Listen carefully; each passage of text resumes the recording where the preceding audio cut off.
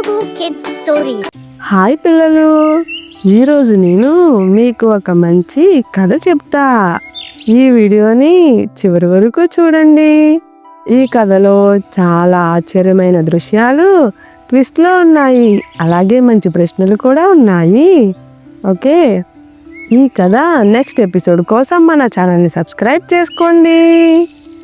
బుడతడి గాజుల చెట్టు ఒక అద్భుతమైన ప్రయాణం.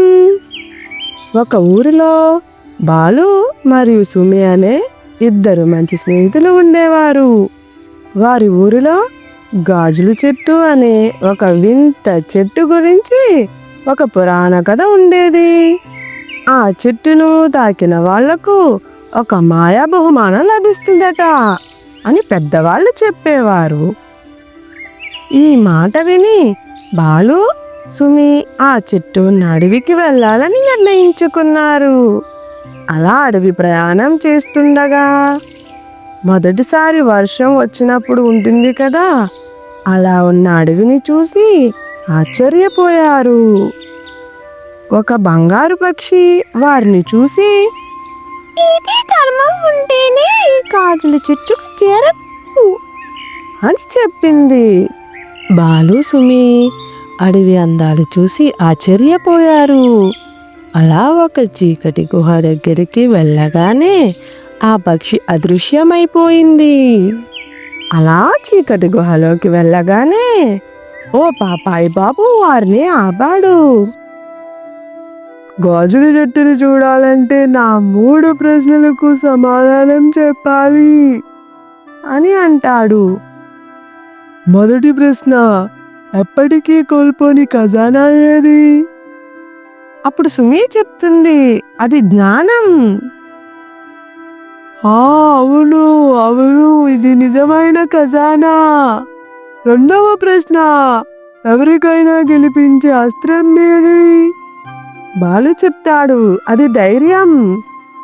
అవును, ధైర్యం లేకపోతే గెలిపే ఉండదు. మూడవ ప్రశ్న, ఎప్పటికీ వెలిగే వెలుగుబంటి ఏది? అప్పుడు సుమి చెప్తుంది, అది మంచితనం. అవును, శబాష్, మీరు గాజుల చెట్టుని చూడవచ్చు. అప్పుడు గాజుల చెట్టు ఒక ట్విస్ట్ ఇస్తుంది. ఆ ముగ్గురు అలా గాజుల చెట్టు దగ్గరకు వెళ్ళగానే అది మెరిసిపోతూ బంగారు గాజులను వదిలింది.